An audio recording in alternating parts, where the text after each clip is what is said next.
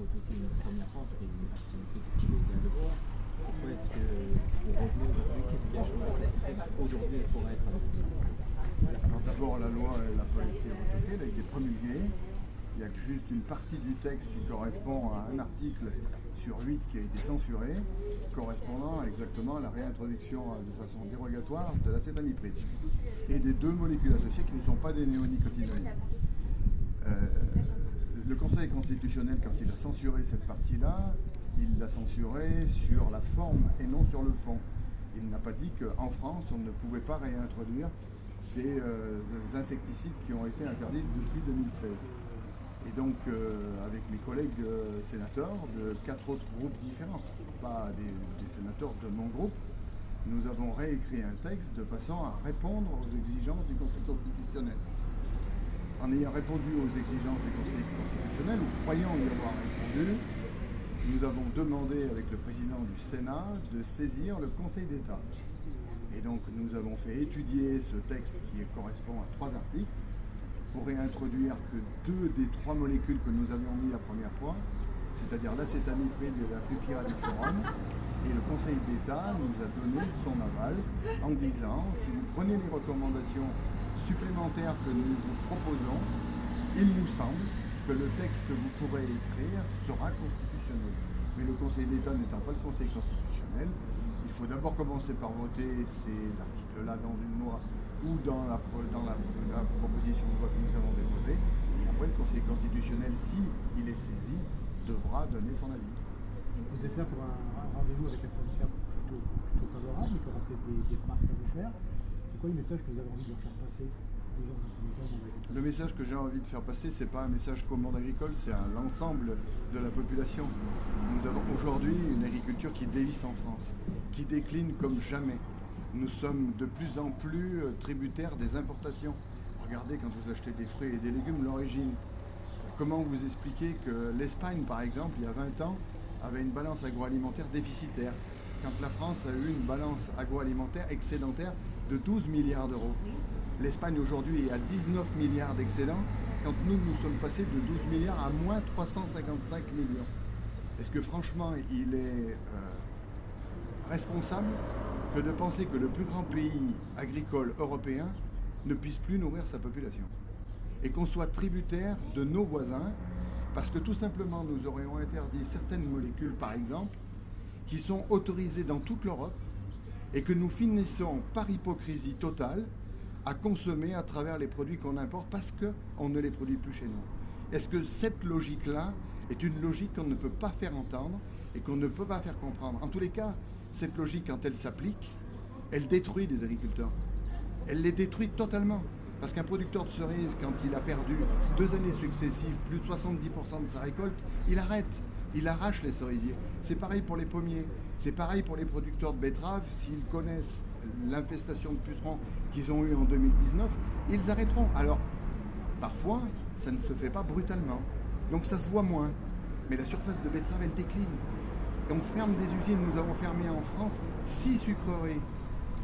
L'Allemagne, qui est dans la même harmonie normalement des normes que la France, la Belgique, viennent d'autoriser l'acétamipride et la flupiradifurone à titre définitif, c'est-à-dire jusqu'à l'autorisation qui a été faite par l'Europe, c'est-à-dire pour l'acétamipride jusqu'en 2033. Les signaux que nous donnent les autres pays à côté du nôtre, c'est des signaux totalement différents de ce qu'on entend en France. Les autres pays laissent les producteurs produire, leur donnent les moyens de production, en leur disant presque clairement « faites-le », parce que les Français se tirent tellement des balles dans le pied qu'on va pouvoir leur prendre des parts de marché. C'est ça la réalité de ce que nous vivons. Et l'agriculture est aujourd'hui responsable de plus de 20% des émissions de gaz à effet de serre en France. Et on sait notamment que c'est par rapport à l'élevage, aux intrants aussi. Donc qu'est-ce qu'on fait pour réduire ces Il faut tout arrêter. Il faut arrêter l'agriculture, arrêter l'élevage. Et qu'est-ce qu'on fera? Eh bien, on importera du bœuf brésilien, on importera du poulet brésilien ou du poulet ukrainien qui aura parcouru des kilomètres et des kilomètres. Non, je pense que la réalité, c'est qu'il faut prioriser. Parce que vous savez, quand on dit finalement il faudrait peut-être arrêter l'élevage, il faudrait peut-être arrêter de circuler, il faudrait peut-être arrêter de prendre l'avion pour aller à l'autre bout de la planète pour se faire plaisir pendant une semaine de prendre des vacances. On peut se poser tout un tas de questions et hiérarchiser tout cela. D'un autre côté, je viens d'un département qui est le département de la Haute-Loire, qui est un département d'élevage. Quand je regarde le paysage de mon département, si vous enlevez l'élevage, il n'y a plus de paysage. Et ça sera de la forêt partout, ou des ronces et des buissons partout. Regardez ce qui s'est passé avec les gros incendies de l'année dernière dans certains départements. C'est pas que le climat se réchauffe plus que n'importe quoi. C'est que tout simplement, avec l'augmentation des températures et la disparition d'une partie de l'agriculture dans ces territoires-là, eh bien c'est des territoires qui sont en crise aux flammes et qui le connaîtront de plus en plus.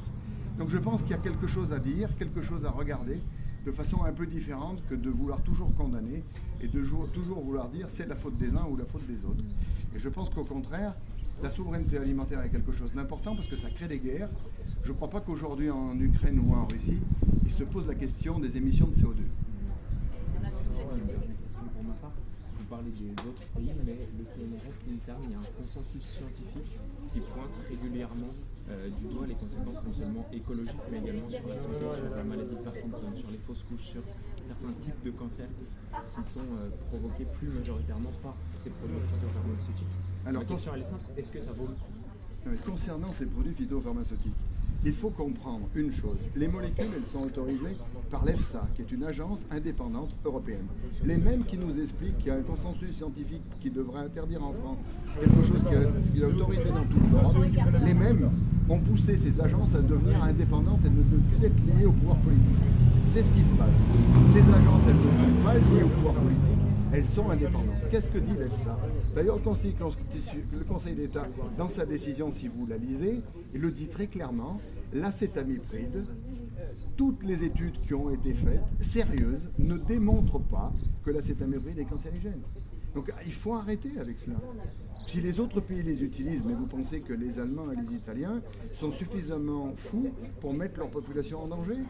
Et que depuis 2016, où nous avons interdit ces molécules qui nous conduisent aux problématiques qu'on voit aujourd'hui en termes de production et d'augmentation des importations, est-ce qu'on a éclairé le monde? Est-ce qu'on a incité les autres pays à faire la même chose? Non. Quand vous regardez la dernière décision qui a été prise, par exemple sur le miel, le taux, la quantité d'acétamipride qu'on peut retrouver en limite maximum de résidus, elle a été multipliée par 20 l'année dernière. C'est-à-dire qu'aujourd'hui, vous pourrez retrouver jusqu'à 1 mg d'acétamipride pur dans 1 kg de miel. C'est des pays européens qui ont demandé de le faire, des apiculteurs européens qui ont demandé de le faire. Comment vous expliquez que les agriculteurs français, certains nous expliquent que ça tue les abeilles, quand d'autres, de l'autre, au milieu de l'Europe, demandent d'augmenter la limite maximum de résidus à l'intérieur du miel? Alors c'est quoi? Il manque qui se trompe? Je pense qu'il y a une certaine forme de dogmatisme derrière tout cela, qui se cache derrière soi-disant quelque chose de scientifique, mais qui n'est pas un consensus. Le consensus, c'est l'EFSA. Toutes les études qui ont été poussées à l'EFSA pour essayer de démontrer qu'il fallait interdire l'acétamipride, ça a été fait en janvier 2024. La directrice de la communication de l'EFSA l'a dit très clairement, toutes les études françaises qui nous ont été proposées étaient soit biaisées, soit pas suffisamment scientifiques pour qu'on puisse les prendre en compte, parce qu'elles ne passaient pas les standards, biaisées, c'est-à-dire que les résultats n'étaient pas justes. Je suis désolée, faut qu'on arrête parce que... C'est ça la réalité. Moi j'ai un TGV après, donc Merci à vous. je vais pas faire retarder le TGV pour vous. Excuse-moi, mais...